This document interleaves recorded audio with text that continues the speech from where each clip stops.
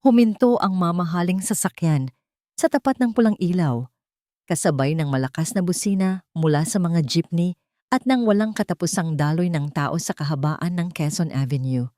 Sa loob ng sasakyan, hindi alintana ni Adrian Villamor. Ang ingay sa labas. Malamig ang hangin mula sa aircon at malinis ang bawat sulok ng leather na upuan. Ang tanging naririnig niya ay ang mahinang tunog ng classical music at ang sarili niyang boses, matigas at walang emosyon, habang kausap ang isang board member sa kanyang cellphone. I don't care about the excuses. I want results. Make it happen. Ibinaba niya ang tawag nang hindi na hinintay ang sagot. Napapikit siya at marahang minasahe ang kanyang sentido. Isa na namang mahabang araw sa kumpanya. Nang imulat niya ang kanyang mga mata, napadako ang tingin niya sa labas ng bintana. At doon, sa gitna ng gulo at usok, nakita niya sila. Dalawang matanda, payat, nakaupo sa maruming semento sa gilid ng kalsada. Ang lalaki ay may kapansanan sa kaliwang paa. Nanginginig ang kamay na nakahawak sa isang lumang tungkod na gawa sa kahoy. Ang babae sa tabi nito, may takip ang isang mata, ay walang tigil sa pagpunas ng luha gamit ang isang piraso ng basahan, isang ordinaryong tanawin sa Maynila, isang paalala ng kahirapan na araw-araw niyang sinisikap na huwag pansinin. Ngunit may kakaiba. Napako ang tingin ni Adrian sa tungkod na hawak ng matandang lalaki. Kahit malabo at lumana, may nakaukit dito, isang pangalan at isang taon. Adrian, 1987. Nanigas si Adrian sa kanyang kinauupuan. Naramdaman niya ang biglaang paglamig ng kanyang dugo na para bang may isang baldeng nagyayelong tubig ang ibinuhos sa kanyang ulo. Kasabay nito, narinig niya ang isang mahinang tinig, basag at puno ng pighati mula sa matandang babae. "Anak, Adrian." Bumukas ang berdeng ilaw. Umandar ang mga sasakyan sa paligid nila. Ngunit ang mundo ni Adrian ay tila huminto. Hindi. Imposible. "Sir?" Tanong ng driver niyang si Javier. "Okay lang po ba kayo?" Napabalik sa kasalukuyan si Adrian. Ang pagkagulat sa kanyang muka ay mabilis na napalitan ng inis. "Mga manloloko," bulong niya sa sarili. "Gagawin ang lahat para makakuha ng pera." "Javier, umalis na tayo." Mabilis niyang utos. Ang boses ay mas malamig pa kaysa dati. Mabilis na umandar ang sasakyan. Iniwan ang dalawang matanda sa gitna ng alikabok at ingay. Hindi na lumingon si Adrian. Pilit niyang iwinaksi sa kanyang isipan ang nakita. Isa lang iyong modus. Nagkataon lang ang lahat. Marami nang gumamit ng ganoong estilo para makakuha ng awa at pera. Ngunit habang papalayo sila, ang imahe ng tungkod na may nakaukit na pangalan niya at ang tawag ng matandang babae, ay tila nasunog sa kanyang isipan. Ang karaniwang ingay ng mansyon ng mga Villamor ay sumalubong kay Adrian, ngunit para sa kanya, ang katahimikan ay nakakabingi. Walang pamilyar na yakap mula sa kanyang ina, si Doña Imelda, na marahil ay nasa isang social event. Siya lang at ang mga kasambahay na gumagalaw ng walang tunog. Dumiretso siya sa kanyang personal na bar at nagsali ng mamahaling alak sa isang baso. Isang lagok. 2, 3. Ngunit hindi nito maalis ang lamig na gumagapang sa kanyang sistema. Lumapit siya sa malaking bintana na tanawang kumikinang ng mga ilaw ng lungsod. Ang lungsod na balang araw ay mapapa sa kanya. Ang imperyong binuo ng pamilya Villamor. Nakita niya ang kanyang refleksyon sa salamin. Isang matagumpay na CEO, makapangyarihan, kinatatakutan. Ngunit ngayong gabi, ang nakita niya ay isang lalaking may bahid ng pagkalito sa mga mata. Bakit siya apektado? Sanay na siyang makakita ng kahirapan. Parte iyon ng buhay na hindi niya kailanman mararanet. Pinalaki siya para maniwala na ang mga taong nasa laylayan ng lipunan ay naroon dahil sa kanilang sariling mga pagkukulang. Ngunit ang pangalan na yon, ang taon na yon, ang taon kung kailan siya isinilang. Kalokohan, sabi niya sa kanyang refleksyon. Pinilit niyang tumawa, ngunit walang tunog na lumabas. Dinala ni Adrian ang bigat na yon hanggang sa kanyang pagtulog. At sa dilim, dinalaw siya ng isang panaginip. Hindi, isa itong bangungot. Nakatayo siya sa gitna ng isang malakas na ulan. Malamig ang bawat patak na tumatama sa kanyang balat. May isang babae sa kanyang harapan. Payat, basang-basa ang damit, at puno ng dugo ang mga kamay. Nakayakap ito sa isang maliit na sanggol. Hindi niya maaninag ang mukha ng babae, ngunit naririnig niya ang pag-iyak nito. Isang pag-iyak na tila kayang bumasag ng puso. Umiiyak ito habang paulit-ulit na sumisigaw ng isang pangalan. Adrian, anak ko. Huwag ninyo siyang kunin. Adrian. Isang malakas na kulog ang gumising kay Adrian. Napabangon siya. Habol ang kanyang hininga. Basang-basa ng pawis ang kanyang likod. Ang katahimikan ng kanyang kwarto ay mas nakakatakot pa kaysa sa sigaw sa kanyang panaginip. Umupo siya sa gilid ng kama. Pilit na pinapakalma ang sarili. Isang panaginip lang. Ngunit ang pakiramdam ay masyadong totoo. Ang bigat sa kanyang dibdib. Ang pamilyar na sakit sa sigaw ng babae. Para itong isang alaalang hindi niya alam na mayroon siya. Tumayo siya at lumakad patungo sa bintana. Pinanood ang unti-unting pagliwanag ng kalangitan. Ang syudad ay nagsisimula ng magising. Isang bagong araw. Ngunit para kay Adrian, dala nito ang anino ng nakaraang gabi. Sino ang mga matandang iyon? Bakit nila alam ang pangalan niya? Bakit tila may kung anong koneksyon siyang naramdaman? Kahit papilit niyang itinatanggi, hindi na niya kayang baliwalain ito. Ang kawalan ng kasagutan ay mas nakakabaliw kaysa sa anumang katotohanang maaari niyang matuklasan. Kailangan niyang malaman. Kailangan niyang kontrolin ang sitwasyon.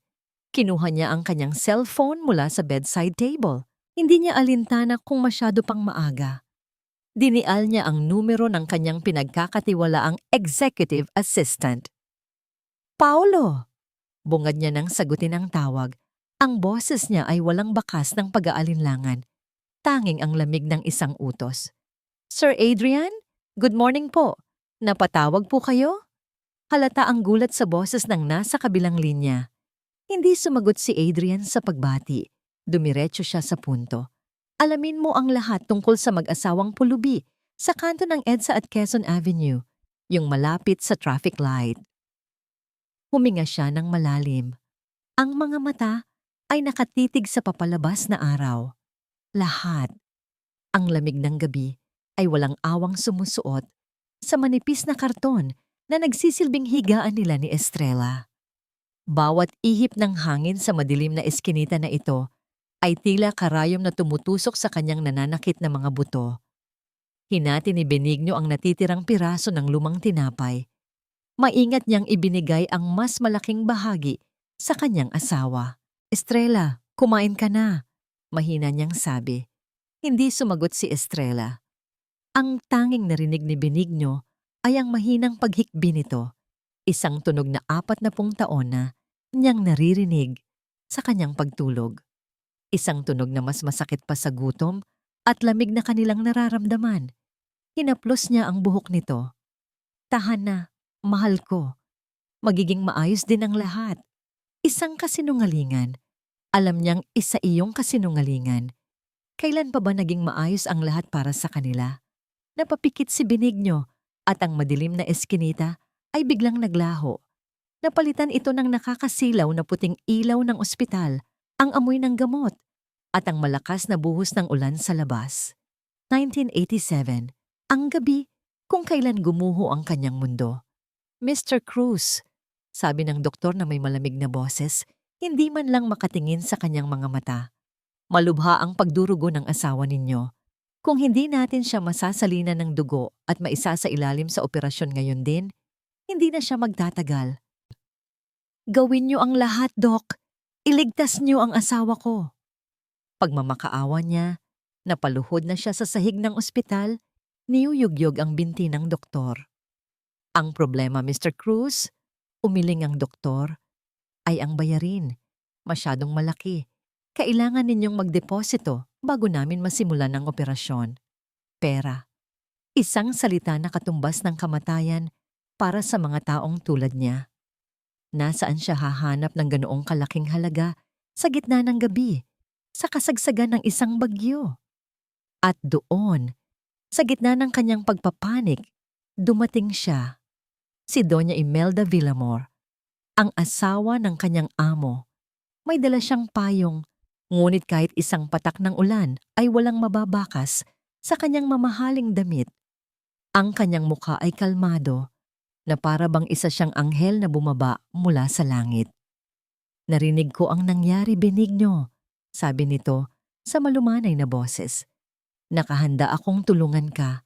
Sasagutin ko ang lahat ng gastusin sa ospital." Isang pag-asa ang biglang sumilay sa puso ni Benigno. "Salamat po, ma'am. Maraming salamat po. Habang buhay ko po itong tatanawing utang na loob." Ngumiti si Doña Imelda. Isang ngiting hindi umabot sa kanyang mga mata. May kapalit ang lahat ng bagay, Benigno.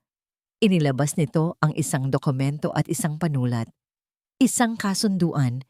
Ibibigay mo sa amin ang iyong anak. Aampunin namin siya. Papalakhin bilang isang tunay na Villamor. Magkakaroon siya ng magandang kinabukasan, isang buhay na hindi mo maibibigay sa kanya." Parang binagsakan ng langit at lupa si Benigno.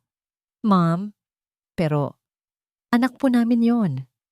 "Isipin mo, Benigno," diin ng ginang. "Ang buhay ng asawa mo o ang isang sanggol na hindi mo pa nakikita? Pumili ka." Sa labas, kumulog ng malakas na para bang nakikidalamhati ang kalangitan sa kanya. Tumingin siya sa pinto ng operating room kung saan nakikipaglaban si Estrella para sa kanyang buhay.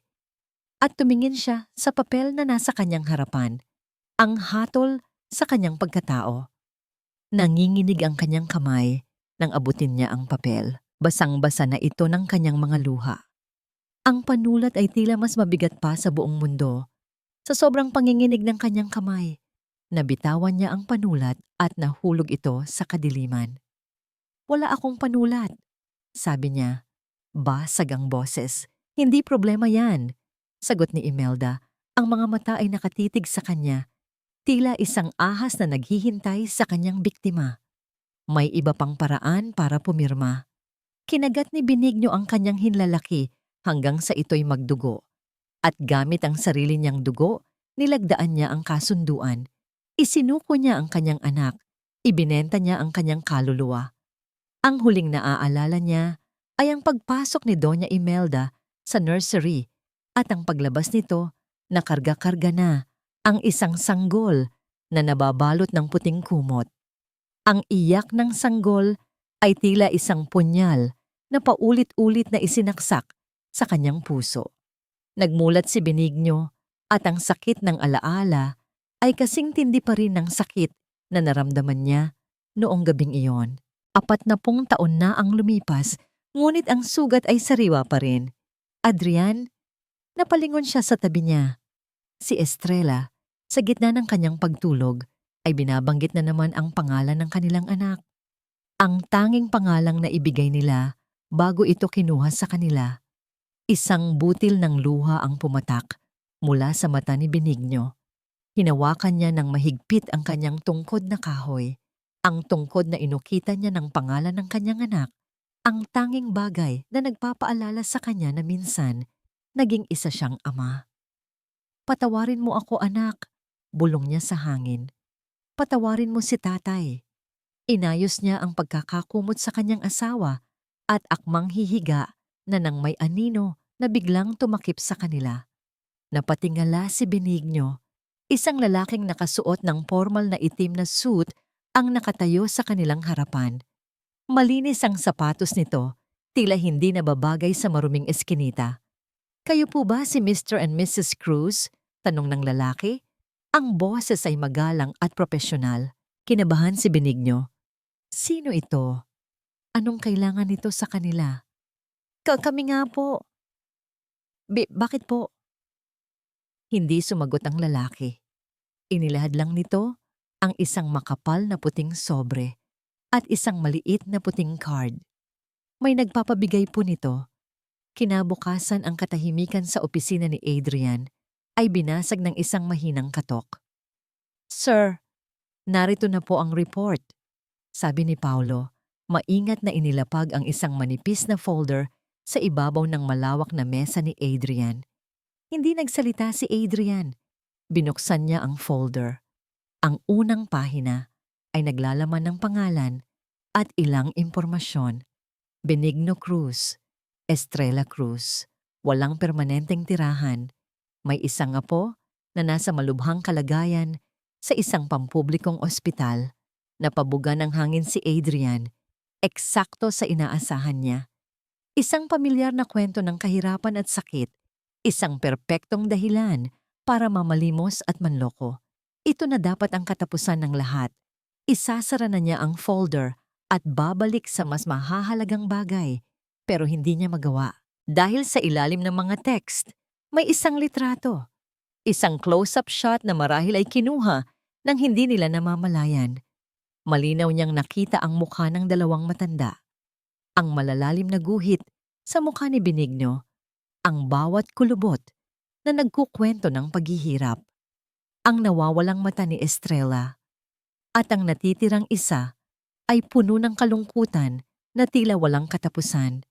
Hindi awa ang naramdaman ni Adrian, kundi isang bagay na mas komplikado. Isang kakatwang pagkirot sa kanyang dibdib. Isang pakiramdam na parang matagal na niyang kilala ang mga mukhang ito. Isinara niya ng marahas ang folder. "Salamat, Paulo. Makakaalis ka na." Nang gabing iyon, sa hapagkainan, hindi mapakali si Adrian. Ang kanyang ina, si Doña Imelda, ay masayang nagkukwento tungkol sa isang charity ball, ngunit ang isip niya ay nasa ibang lugar. "Anak, parang ang lalim ng iniisip mo," puna ni Doña Imelda. Ang mga brilyanteng alahas nito ay kumikinang sa ilaw ng chandelier. "May problema ba sa kumpanya?" Umiling si Adrian. Ito na ang pagkakataon. Inilabas niya ang kanyang cellphone at ipinakita ang litrato na ipinadala ni Paulo. "Ma, kilala niyo po ba sila?" Nakita ni Adrian ang bahagyang pagbabago sa mukha ng kanyang ina. Isang kislap ng gulat na mabilis ding napalitan ng isang malungkot na ngiti. "Adrian, anak!" Hinawakan ni Imelda ang kanyang kamay. Ang mga palad nito ay malambot, ngunit ang hawak ay mahigpit. "Sino ang nagbigay sa'yo niyan?" "Nakita ko lang sila sa kalsada." Pagsisinungaling niya. Bumuntong hininga si Imelda, ang mga mata ay biglang napuno ng luha. "Alam kong darating ang araw na ito, ang araw na susubukan nilang bumalik." Kumunot ang noo ni Adrian. "Anong ibig niyong sabihin?" "Ang babaeng yan." Turo ni Imelda sa litrato ni Estrella. "Siya ang ang babaeng nagluwal sa'yo." Natahimik ang buong silid. "Aakala ko ba na iniwan ka niya sa ampunan? Yun ang sinabi ko sa'yo para protektahan ka." Umiiyak na sabi ni Imelda. "Ang totoo, Adrian, ipinagbili ka niya. Mas pinili niya ang pera kaysa sa sarili niyang anak. At ngayong alam na nilang ikaw na ang CEO ng Villamor Corporation, babalik sila para humingi pa. Ganyan sila, anak. Gagamitin ang lahat para makuha ang gusto nila." Ang bawat salita ni Imelda ay tila isang patunay sa hinala ni Adrian. Isang paliwanag na akmang-akma sa lahat. Ngunit sa halip na makaramdam ng kapanatagan, mas lalo siyang naguluhan. "Huwag kang mag-alala, anak," sabi ni Imelda, pinupunasan ng kanyang mga pekeng luha. "Ako ang bahala sa kanila. Hindi ko hahayaang saktan kanila ulit." Kinabukasan, tinawagan ni Adrian si Paulo. "Ipadala mo ang sobreng yan," utos niya, habang nakatingin sa folder na nasa mesa niya. "Bigyan mo sila ng perang kailangan nila para sa ospital. Pagkatapos, siguraduhin mong hindi na sila magpapakita pa sa akin." kahit kailan. Ngunit ng gabing iyon, hindi pa rin matahimik si Adrian. May kung anong bumabagabag sa kanya. Isang maliit na detalye na hindi niya maintindihan. Pumunta siya sa kanyang personal na safe at inilabas ang isang lumang kahon. Nasa loob nito ang lahat ng orihinal na dokumento ng kanyang buhay, ang kanyang birth certificate at ang kanyang adoption papers. Inilatag niya ang dalawang papel sa ilalim ng ilaw ng kanyang desk lamp. Parehong luma at madilaw na ang kulay. Pinagmasdan niya ang mga pirma. Ang pirma ng kanyang mga magulang na umampon, si Don Alejandro at Doña Imelda Villamor, at ang pirma ng testigo, isang Attorney Jose Ramirez. Parehong-pareho ang pirma sa dalawang dokumento. Ngunit nang tignan niya ang petsa, doon niya napansin ang isang bagay na kakatwa. Ang birth certificate ay may petsang October 15, 1987. Ang adoption papers naman ay may petsang October 22, 1987. May isang linggong pagitan. Bakit pipirma ang isang testigo sa birth certificate at babalik pagkatapos ng isang linggo para pumirma naman sa adoption papers? Hindi ba dapat sabay-sabay na ginagawa ang mga yon? Isang maliit na bagay, ngunit para sa isang taong sanay sa mga kontrata at legal na dokumento, isa itong malaking red flag. Muli niyang sinuri ang birth certificate. Ang mga mata niya ay tila scanner na naghahanap ng anumang mali. At doon, sa ibaba, nakita niya ang isa pang pirma. Ang pirma ng doktor, Dr. Ricardo Vargas. Kinuha ni Adrian ang kanyang laptop. Nagbukas siya ng search engine. Ang mga daliri niya ay mabilis na nag-type. Ricardo Vargas Villamor. Ilang segundo lang, lumabas ang mga resulta. Isang lumang artikulo mula sa isang online na archive ng dyaryo. Binuksan niya ito. Ang headline ay tila isang sampal sa kanyang mukha. Doktor, maagang nagretiro matapos makatanggap ng malaking donasyon mula sa Villamor Foundation noong 1987. Hindi nakatulog si Adrian ng gabing iyon. Ang mga salita mula sa lumang artikulo ay paulit-ulit na umikot sa kanyang isipan, tila isang sirang plaka. Malaking donasyon mula sa Villamor Foundation noong 1987. Hindi ito nagkataon lamang. Sa mundo ng negosyo, natutunan niyang walang bagay na nagkakataon lang, lalo na kung may kinalaman sa malaking pera. Kinaumagahan, bago pa man sumikat ang araw, mayroon na siyang unang utos.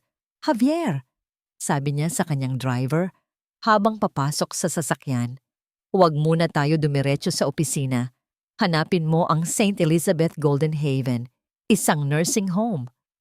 Ang St. Elizabeth ay isang mamahaling pasilidad para sa mga mayayamang matatanda.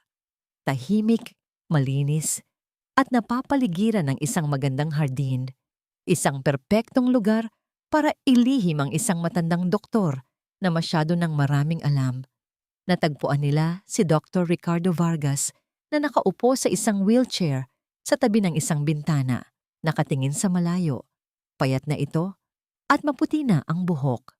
Ang dating matalas niyang mga mata ay malabo na. Ngunit nang makita nito kung sino ang lumapit, isang kislap ng takot ang biglang nabuhay sa mga ito. Mr. Villamor, nanginginig ang boses ng matanda. Hindi ngumiti si Adrian. Umupo siya sa silyang nasa tapat nito. Dr. Vargas, I trust you are being treated well here. Ang Villamor Foundation ay masaya na masiguro ang inyong komportableng pagre-retiro. Ang bawat salita ni Adrian ay may bigat. Isang paalala kung sino ang nagbabayad para sa magandang buhay na tinatamasa ng doktor. Sa salamat po, halos pabulong na sagot ni Vargas. Mayroon lang akong ilang katanungan tungkol sa taong 1987. Diretsong sabi ni Adrian. Tungkol sa isang pasyente, si Estrella Cruz. Biglang namutla ang matandang doktor. 40 taon na ang nakalipas. Hindi ko na matandaan. Huwag tayong maglokohan, doktor, sabi ni Adrian.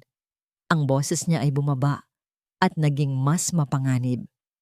Ang donasyon sa iyo ng foundation, ang maaga mong pagre-retiro. Sabihin mo sa akin ang totoo. Gaano kalubha ang lagay ni Estrella Cruz noong gabing iyon? Yumuko ang doktor. Iniiwasan ang matalim na titig ni Adrian. Gigaya ng nasa record. Malubha ang pagdurugo. Tumayo si Adrian at kinuha ang kanyang checkbook.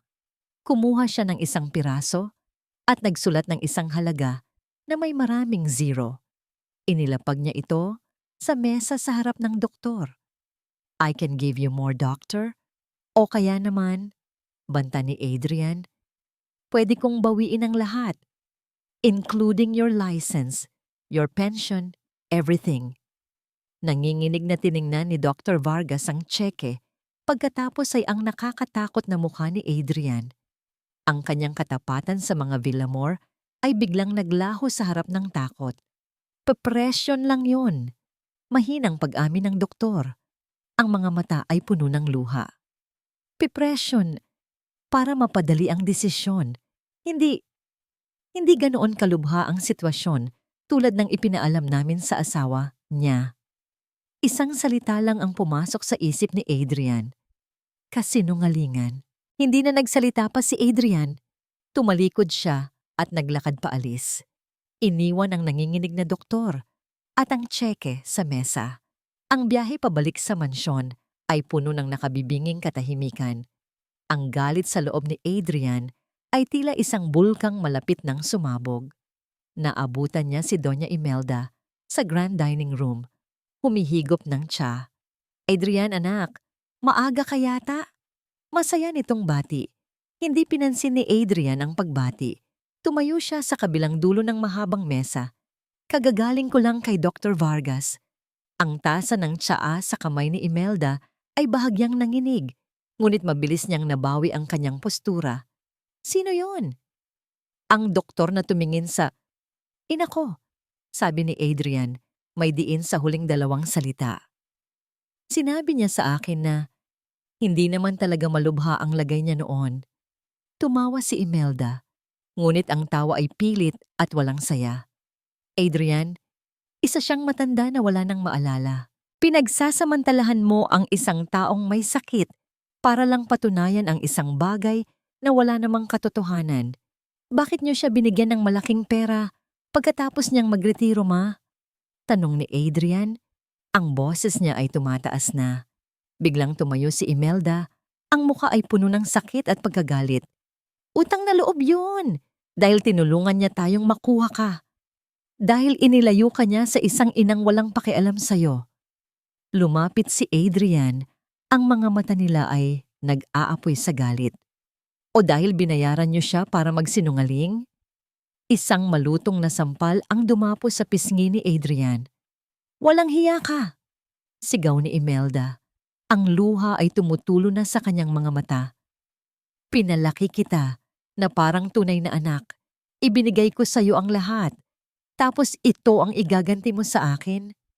Mas maniniwala ka pa sa isang ulyanin na doktor at sa 20 manloloko kaysa sa sarili mong ina? Naramdaman ni Adrian ang kirot, hindi sa kanyang pisngi, kundi sa kanyang puso. Ang mga salita ng ina ay tumama sa kanyang kahinaan. Ngunit ang pagdududa ay naroon pa rin, mas malakas kaysa dati. Gusto ko lang malaman ang totoo. Giit niya. Sa sobrang galit, nawala sa kontrol si Imelda. Sumigaw siya, isang sigaw na puno ng desperasyon. Kung gusto mo ng katotohanan, hanapin mo ang yaya mong si Elena. Baka may mas magandang kwento siya para sa'yo. Ang sobrang iniwan ng lalaking nakasuit ay tila isang nagbabagang uling sa nanginginig na kamay ni Benigno. Sa loob ng 2 araw, hindi nila ito ginalaw. Nakatago lang ito sa ilalim ng kanilang sapin na karton. Isang paalala na may nagmamasid sa kanila. Pero ang pag-ubo ni Estrella ay palala ng palala. At ang gutom ay parang asidong unti-unting tumutunaw sa kanilang mga sikmura. Buksan mo na, Benigno, sabi ni Estrella isang umaga. Ang boses ay tuyo at nanghihina. Kung para man yan sa apo natin, kailangan nating tanggapin. Sa wakas, Nanginginig ang mga kamay na binuksan ni Benigno ang sobre. Ang mga mata niya ay nanlaki. Isang makapal na bungkos ng tig-1,000 piso. Sapat na para sa gamot ng kanilang apo. Sapat na para sa pagkain sa loob ng ilang linggo. Ngunit may kasama itong 2 tiket ng bus at isang maliit na sulat. Walang pirma. Tanging mga salitang nakamakinilya. Umalis kayo ng Maynila. Huwag na kayong babalik. Huwag na kayong magpapakita pa kay Adrian Villamor. Ito na ang huling tulong na matatanggap ninyo. Naramdaman ni Benigno ang paninikip ng kanyang dibdib. Isa itong bayad. Bayad para sa kanilang pananahimik. Bayad para tuluyan na nilang kalimutan ang kanilang anak. Inabot niya ang pera kay Estrella. Para kay Angeli. Sabi niya, tinutukoy ang kanilang apo. Pero kailangan nating umalis. Tumingin si Estrella sa pera. Pagkatapos ay sa mga tiket. Hindi ito nagsalita. Kinahapunan, habang nag-aayos sila ng kanilang iilang gamit, 2 malalaking lalaki ang huminto sa kanilang harapan. Ang isa ay ang lalaking nag-abot sa kanila ng sobre. Mukhang nagkakaintindihan na tayo. Sabi ng lalaki. Ang ngiti nito ay mapanlait. May bus na aalis mamayang gabi. Siguraduhin ninyong kasama kayo doon. Yumuko si Benigno. Ang kahihiyan at takot ay tila isang malaking batong nakadagan sa kanyang balikat. 40 taon na siyang nabubuhay sa anino ng kasalanan. 40 taon siyang naniwala na wala siyang karapatan. Sino ba naman siya para lumaban? Isang matandang pilay na pulubi. Opo, sir. Aalis na po kami. Nanginginig niyang sagot. Mabuti. Akmang tatalikod na ang mga lalaki ng isang boses ang pumigil sa kanila. Hindi kami aalis. Napalingon ang lahat kay Estrella. Nakatayo siya. Ang likod ay tuwid. Sa unang pagkakataon, sa loob ng maraming taon. Ang isa niyang mata ay nakatitig ng diretso sa mga lalaki. At sa loob nito ay may isang apoy na matagal nang natutulog. Anong sabi mo, matanda? Tanong ng isa sa mga lalaki, halatang naiinis. Sabi ko, hindi kami aalis. Ulit ni Estrella, ang boses niya ay mas malakas at mas matatag na ngayon. Hindi ninyo kami maaaring itaboy. Hinawakan ni Benigno ang braso ng asawa. Estrella, ano ka ba? Hayaan mo na sila. Ngunit inalis ni Estrella ang kanyang kamay. Humakbang siya palapit sa mga lalaki. Kinuha niya ang bungkus ng pera mula sa kamay ni Benigno at sa isang kilos na ikinagulat ng lahat, ibinato niya ito sa mukha ng lalaking kausap niya. Nagsipaglaglagan ang mga pera sa maruming kalsada. Hindi namin ibebenta ang anak namin, sigaw ni Estrella. Ang boses niya ay basag sa pinaghalong galit at pighati. Hindi na ulit. Ang eksena ay agad na nakakuha ng atensyon. Ang mga taong naglalakad ay huminto. Ang mga nagtitinda sa bangketa ay nakiusyoso. May ilang naglabas ng kanilang mga cellphone at nagsimulang mag-video. Ano bang ginagawa mo? Sigaw ng lalaki, namumula ang mukha sa hiya habang pinupulot ang pera. Sabihin ninyo sa nag-utos sa inyo, patuloy ni Estrella. Sabihin ninyo kay Imelda Villamor. Maaring nakuha niya ang anak namin noon, pero hindi na ngayon. Nararamdaman ko siya. Malapit na siya. Tinatawag na siya ng sarili niyang dugo. Ang mga salita ni Estrella ay tila isang sumpa na umalingaw-ngaw sa buong iskinita. Ang mga tao ay nagbubulungan. Ang mga kamera ng cellphone ay nakatutok sa kanila. Mga baliw, sabi ng mga lalaki, at mabilis silang umalis. Nagmamadaling makalayo sa atensyon ng publiko. Nang makaalis na sila, ang lakas na ipinakita ni Estrella ay biglang naglaho. Nanghina ang kanyang mga tuhod at napaupo siya sa semento. Agad siyang dinaluhan ni Benigno. Estrella, bakit mo ginawa yon? Umiiyak na yumakap si Estrella sa kanya. Dahil pagod na akong matakot, Benigno. Pagod na akong magtago. Anak natin si Adrian. Anak natin siya. At hindi ko nahahayaang ilayo pa nila siya sa atin. Habang magkayakap ang dalawa sa gitna ng nagkakagulong mga tao, Isang video ang mabilis na kumakalat online. Ang titulo, Mag-asawang senior, inaalok ng pera para manahimik ng isang pamilyang bilyonaryo sa loob ng Villamore Tower.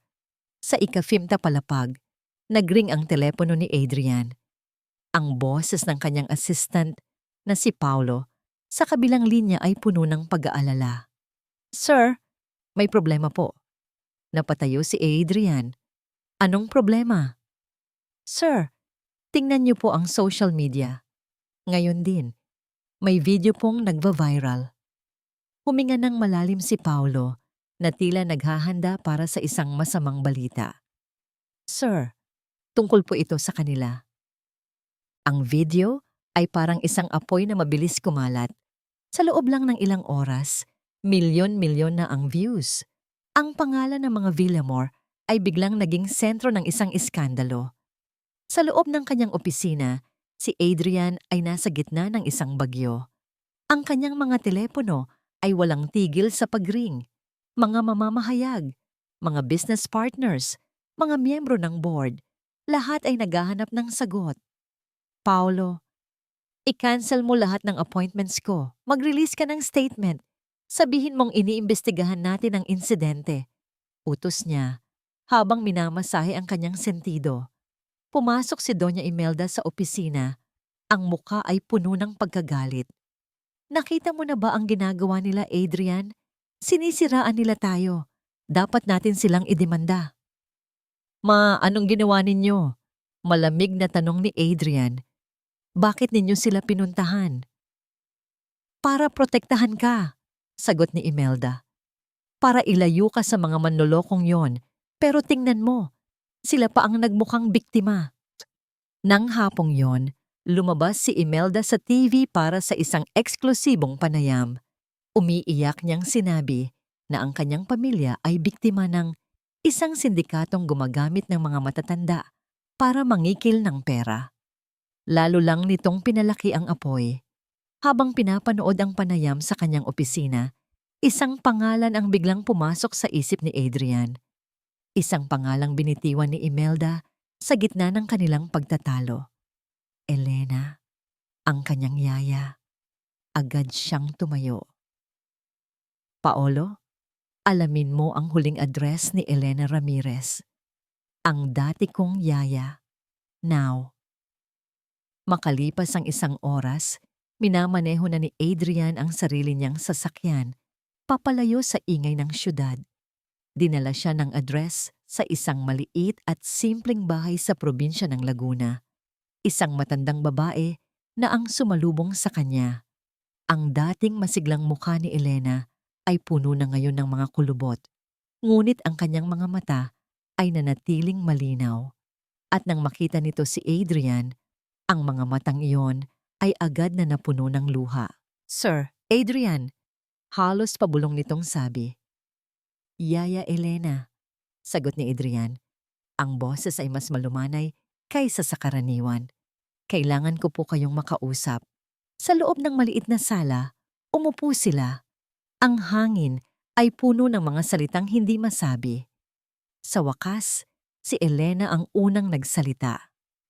40 taon, sir. 40 taon kong itinago ito, sabi ng matanda.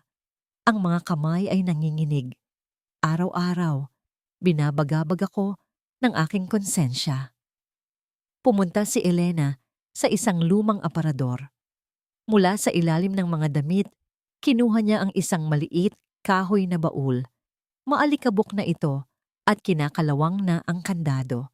Inilapag niya ito sa harap ni Adrian. Nang umalis ako sa mansyon, ito lang ang dinala ko. Isang paalala ng kasalanang hindi ko sinabi. Binuksan ni Adrian ang baul. Sa loob, may isang maliit na kwaderno, isang lumang diary. Nagsusulat ako noon, sir, sabi ni Elena, para hindi ko makalimutan ang lahat ng nakita ko noong gabing ipinanganak ka. Dinala ni Adrian ang diary pabalik sa kanyang sasakyan. Hindi niya kayang basahin ito sa harap ni Elena.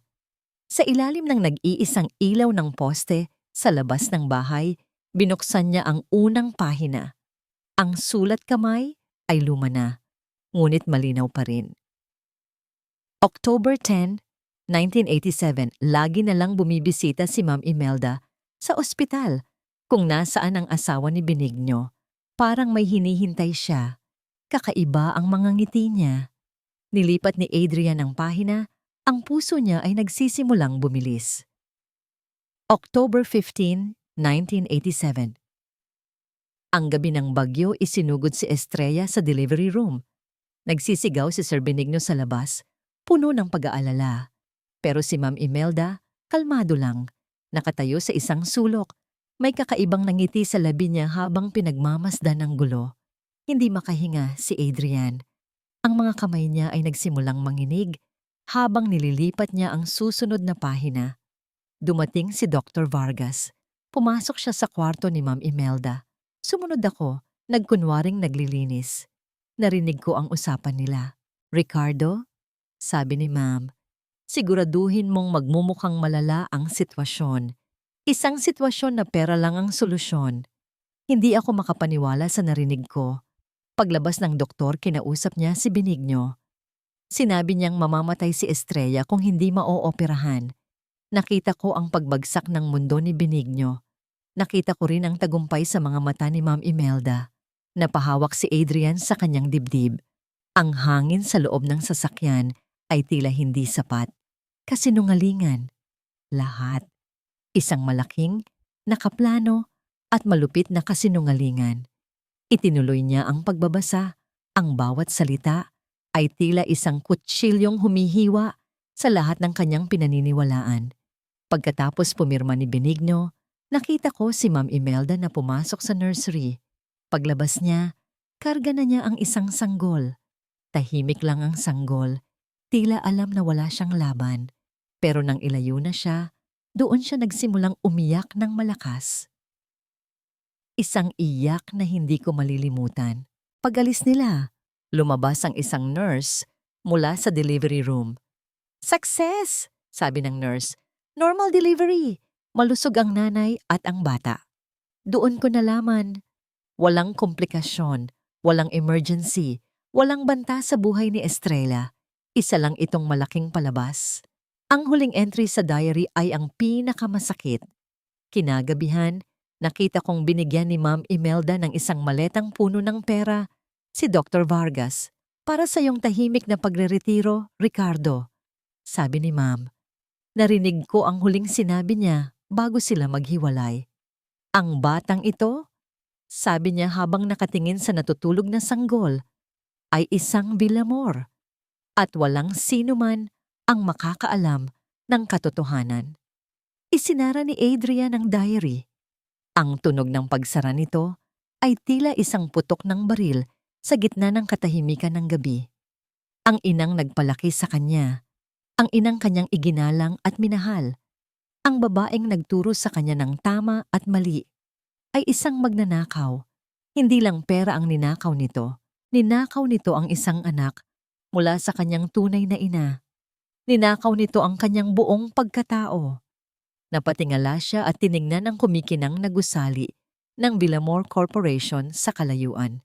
Ang simbolo ng kanyang kapangyarihan, ang kanyang mana. Ngunit ngayong gabi, ang nakita niya ay hindi isang tore ng tagumpay, kundi isang monumento ng kasinungalingan. Isang tore na itinayo sa pundasyon ng sakit at pighati ng dalawang taong hindi niya kilala. Ngunit ngayon, ay unti-unti niyang nararamdaman sa kanyang dugo. Pinunasan niya ang isang butil ng luha na pumatak sa kanyang pisngi. Ang unang luha na pumatak mula sa kanyang mga mata sa loob ng maraming taon. Pinaandar niya ang makina ng sasakyan, ngunit hindi ito umuwi sa mansyon, hindi rin ito bumalik sa opisina. May isa na lang siyang lugar na kailangang puntahan. Itinutok niya ang sasakyan sa direksyon ng maruming eskinita sa Quezon City kung saan naghihintay ang 2 taong pinagkaitan niya ng lahat. Madilim na ang eskinita nang iparada ni Adrian ang kanyang sasakyan sa di kalayuan.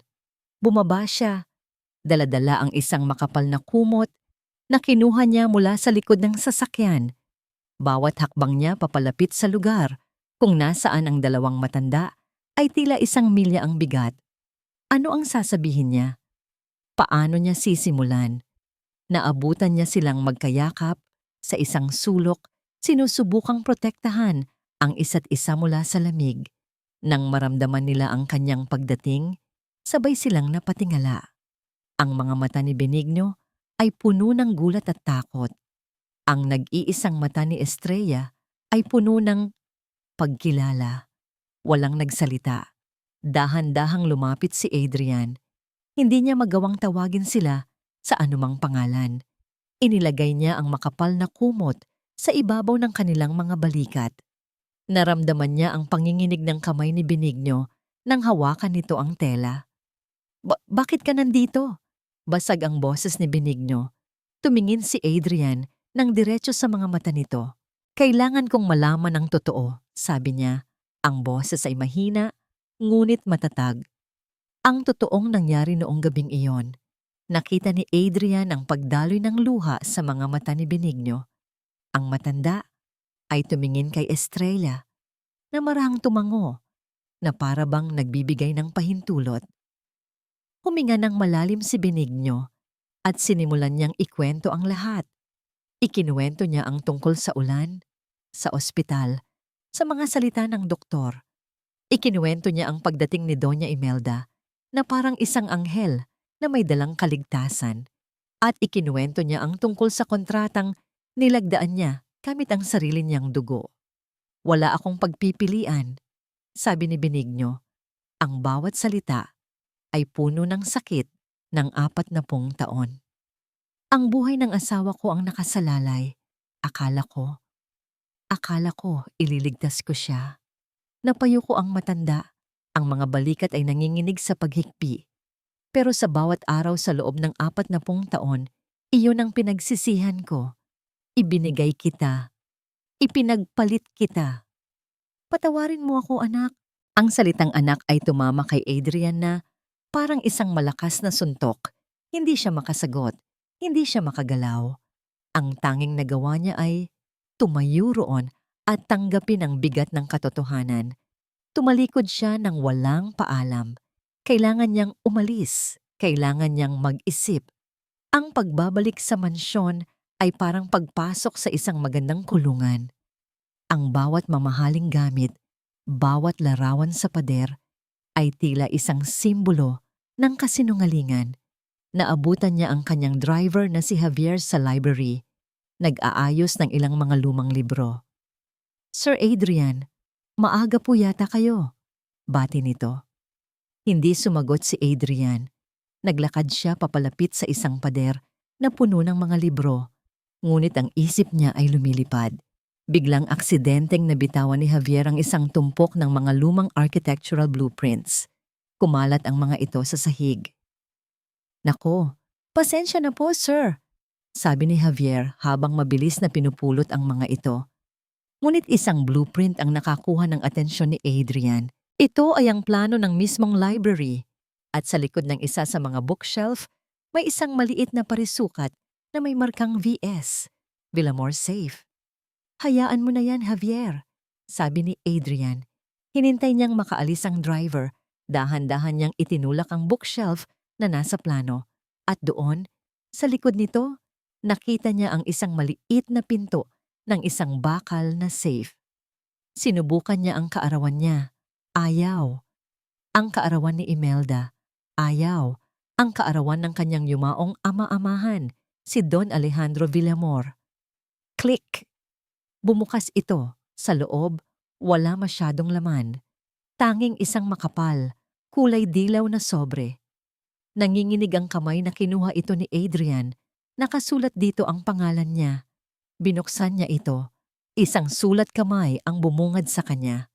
Ang sulat ng kanyang kinikilalang ama. "Anak kong Adrian, kung binabasa mo ito, nangangahulugan na wala na ako at malapit mo nang malaman ang katotohanan. Patawarin mo ako sa aking kaduwagan. Alam ko ang lahat. Alam ko ang ginawa ng iyong ina para makuha ka. Alam kong hindi siya kailanman nagdalang tao. Naging mahina ako, Adrian. Hinayaan kong bulagin ako ng pag-ibig at ng desperasyon na magkaroon ng tagapagmana. Hinayaan kong mangyari ang isang malaking kasalanan. Ang kasalanang ito, ang araw-araw na bumabagabag sa aking pagtulog. Hindi ko na kayang itama ang nakaraan, ngunit ibinibigay ko sa iyo ang katotohanan para mapalaya ang aking kaluluwa at para mapalaya ka. Ang tunay mong mga magulang ay sina Benigno at Estrella Cruz. Sila ay mabubuting tao na naging biktima lamang ng aming kasakiman. Gamitin mo ang katotohanang ito, anak. Hanapin mo ang iyong tunay na pagkatao. Maging mas matapang ka kaysa sa akin. Nagmamahal, Alejandro. Bagsak ang mga balikat ni Adrian. Ang huling piraso ng palaisipan ay nalagay na sa lugar. Hawak na niya ang hindi maikakailang katibayan. Ang pighati sa kanyang dibdib ay napalitan ng isang nag-aapoy na galit. Tinakbo niya ang hagdanan, dalawa-dalawa ang baitang. Ang tanging nasa isip niya ay ang harapin ang babaeng nagsinungaling sa kanya sa buong buhay niya. Binuksan niya ng malakas ang pinto ng kwarto ni Imelda. Ma! Ngunit ang kwarto ay walang tao.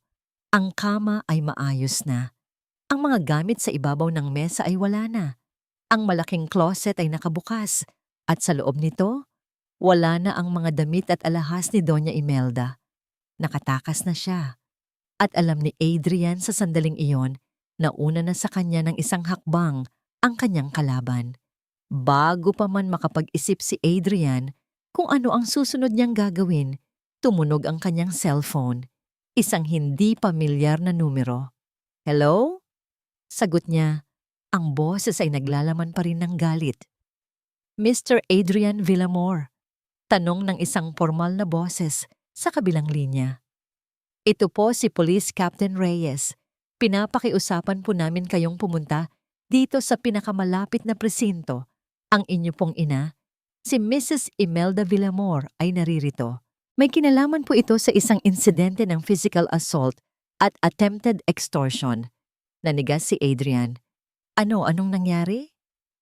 Mas makakabuti po kung dito na natin pag-usapan, sir. Ang biyahe papunta sa istasyon ng pulis ay malabo sa isipan ni Adrian. Ang kanyang galit ay napalitan ng isang nakakakabang pagkalito. Ano ang plano ni Imelda? Pagdating niya sa presinto, ang eksena ay isang ganap na kaguluhan. May mga mamamahayag sa labas, mga kamera na kumikislap. Sa loob, nakita niya agad ang kanyang ina. Nakaupo ito sa isang silya, umiiyak at may bendahe sa isang braso. At sa di kalayuan, nakatayo sa likod ng rehas na bakal ay si Benigno Cruz. Ma! Anong nangyari? Sigaw ni Adrian, nilapitan ang kanyang ina. Adrian! Anak! Humagulgol si Imelda. Niyakap siya ng mahigpit. Sinaktan niya ako. Pinuntahan niya ako sa mansyon. Hiningan niya ako ng pera. At nang hindi ako pumayag, tinulak niya ako. Itinuro ni Imelda si Benigno. Siya ang utak ng lahat. Siya at ang asawa niya. May sindikato sila, Adrian. At ako ang biktima. Tumingin si Adrian kay Benigno. Ang matanda ay nakayukulang. Ang mukha ay hindi maipinta. Walang bakas ng pagkakasala. Tanging ang malalim na pagkabigo. Hindi yan totoo, sabi ni Adrian kay Captain Reyes. Ngumiti ng mapait ang kapitan. Mr. Villamor, naiintindihan ko pong gusto ninyong protektahan ang pangalan ng pamilya, pero may ebidensya kami. Itinuro ng kapitan ang isang plastic bag sa ibabaw ng mesa. Sa loob nito ay ang bungkos ng pera na ibinato ni Estrella sa mga tauhan ni Imelda. Ayon kay Mrs. Villamor, ito ang perang ginamit para i-blackmail siya at mayroon kaming testigo, sabi ng kapitan, at itinuro ang lalaking nag-abot ng pera kay Benigno sa eskinita. Ang personal na tauhan ni Imelda, kinumpirma niya ang lahat. Isang bitag, isang perpektong bitag. Ginamit ni Imelda ang sarili niyang pera, ang sarili niyang mga tauhan, para palabasin na si Benigno ang may kasalanan. At ang video na nag-viral, ginamit niya ito bilang patunay na may pattern ng panghaharas ang mga matanda sa kanilang pamilya. Si Adrian ay napako sa kanyang kinatatayuan. Ang lahat ng hawak niyang ebidensya, ang diary ni Elena, ang liham ng kanyang ama, ay walang silbi. Madali lang itong masasabing gawa-gawa lang, salita laban sa salita. At sa mata ng batas at ng publiko, sino ang paniniwalaan nila? Ang isang iginagalang na byuda ng isang bilyonaryo o ang isang matandang pulubi na may record ng pamamalimos? Siya ang ama ko, mahinang sabi ni Adrian. Tumingin sa kanya ang kapitan. Ang mga mata ay puno ng pag-aalinlangan. Mr. Villamor, ama ko siya sa dugo, pagdidiin ni Adrian. Isang mapanlait na tawa ang narinig niya mula kay Imelda. Naririnig niyo ba yan, kapitan? Ganyan na nila nalason ang isip ng anak ko. Ganyan sila kahusay sa panloloko. Lumapit si Adrian sa selda. Ang mga mata nila ni Benigno ay nagtagpo. Sa mga mata ng matanda, wala siyang nakitang paninisi. Tanging isang malalim na kalungkutan, isang pagtanggap sa isang kapalaran na matagal na nitong inaasahan. At sa sandaling iyon, naramdaman ni Adrian ang isang bagay na hindi pa niya naramdaman sa buong buhay niya. Kawalan ng kapangyarihan.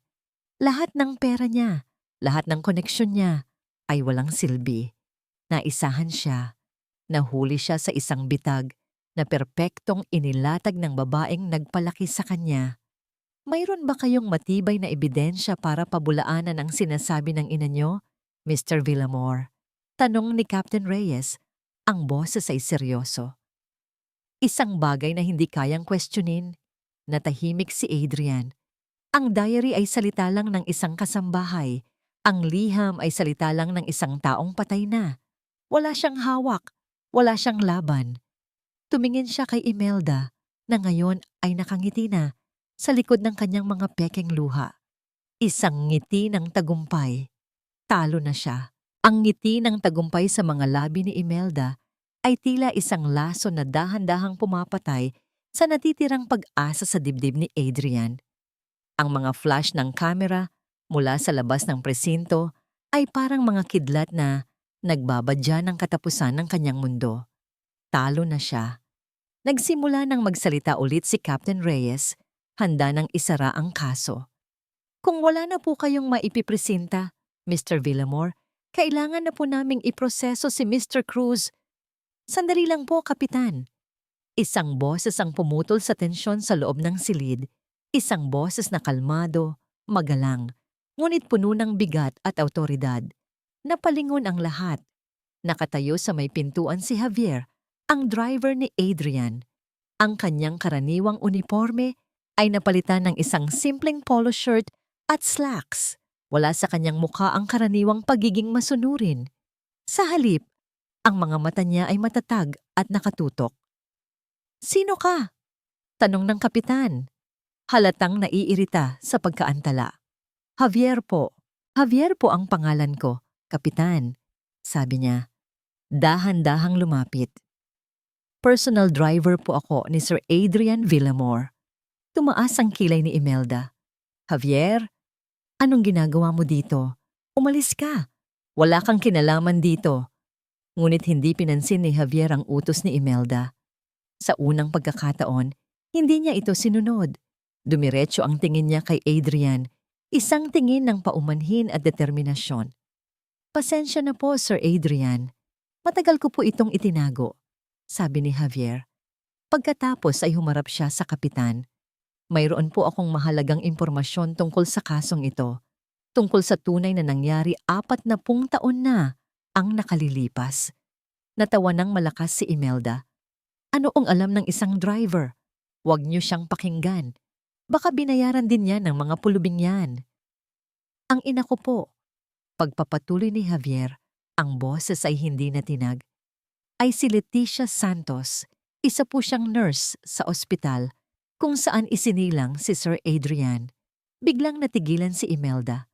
Ang kulay sa kanyang mukha ay unti-unting nawala.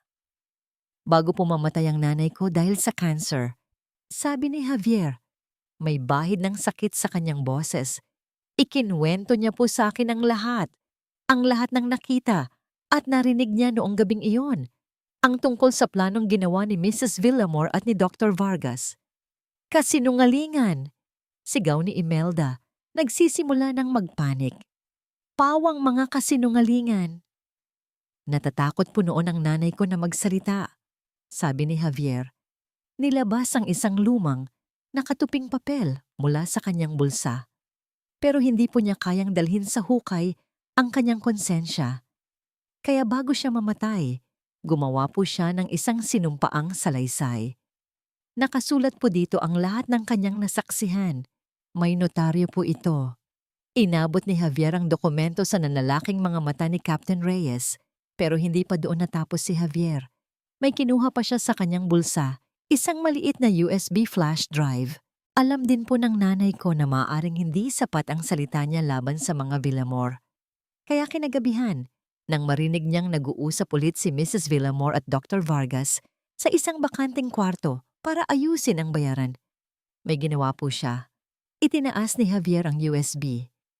Naglagay po siya ng isang maliit na tape recorder sa ilalim ng mesa.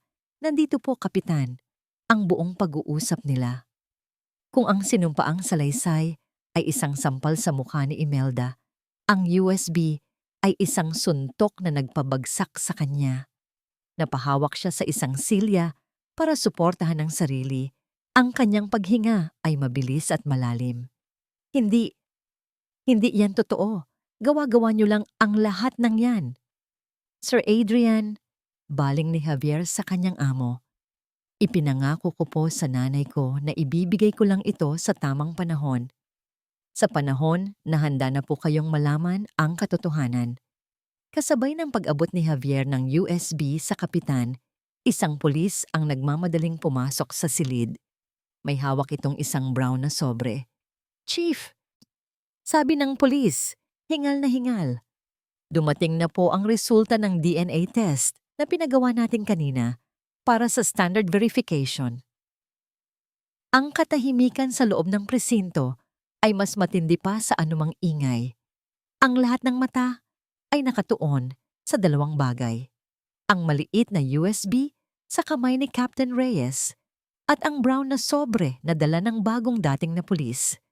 I-play mo, utos ng kapitan sa isang tauhan. Tumutukoy sa USB. Isinaksak ng pulis ang flash drive sa isang laptop.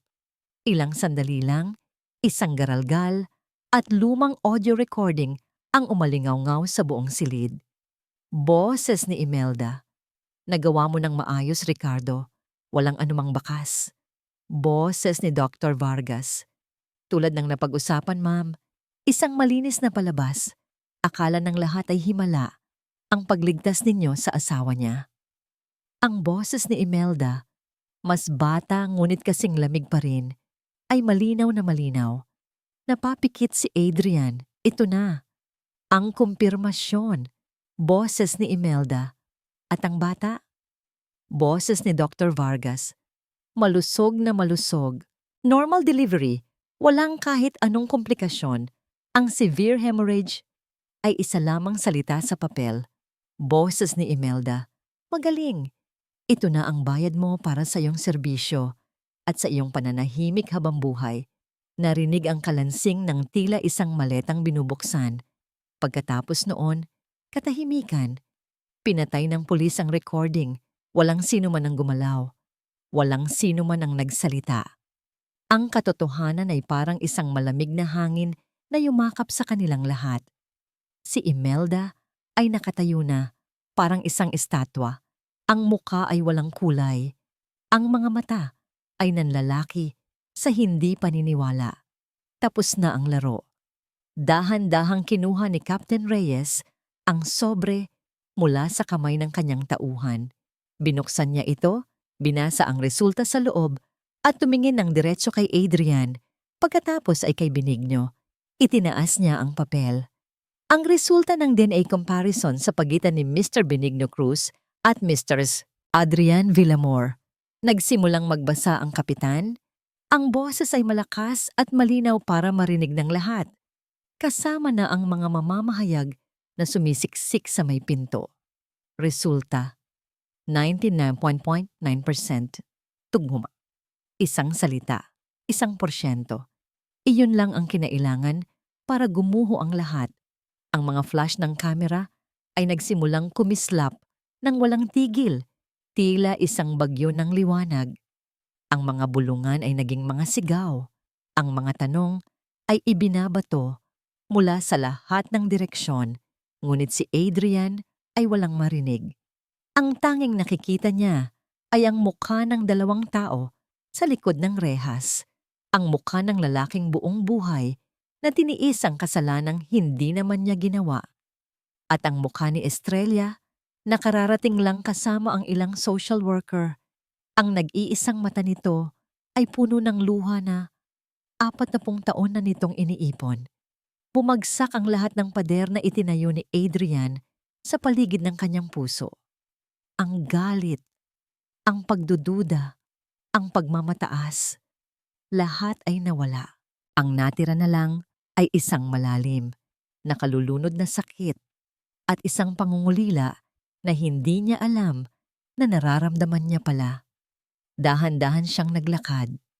Bawat hakbang ay tila isang dekada.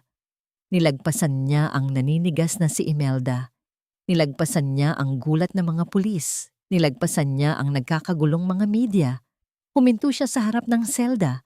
Tumingin siya sa mga kamay ni Benigno na nakakapit sa rehas. Mga kamay na payat at magaspang, puno ng kalyo. Mga kamay na dapat ay nagkarga sa kanya noong siya'y sanggol pa. Tumingin siya sa mga mata ni Estrella. Mga matang dapat ay pinapanood siyang lumaki.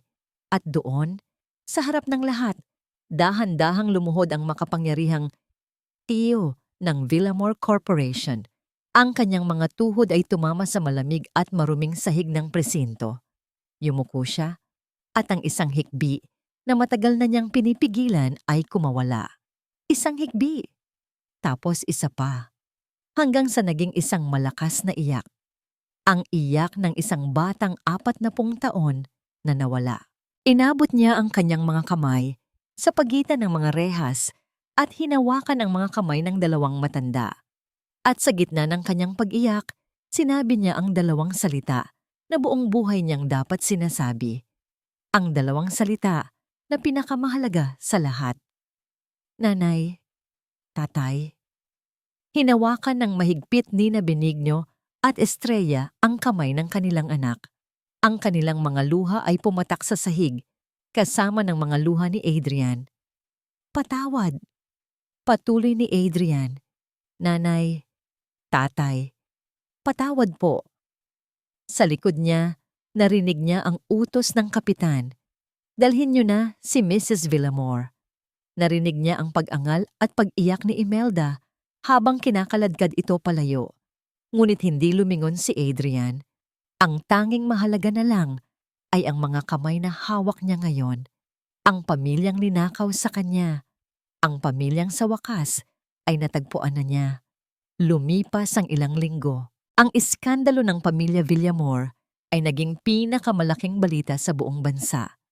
Ngunit para kay Adrian, ang ingay ng mundo sa labas ay tila isang malayong alingaw-ngaw na lamang. Ang una niyang ginawa ay ang pag-alis sa Villamor Corporation. Nag-resign siya bilang CEO.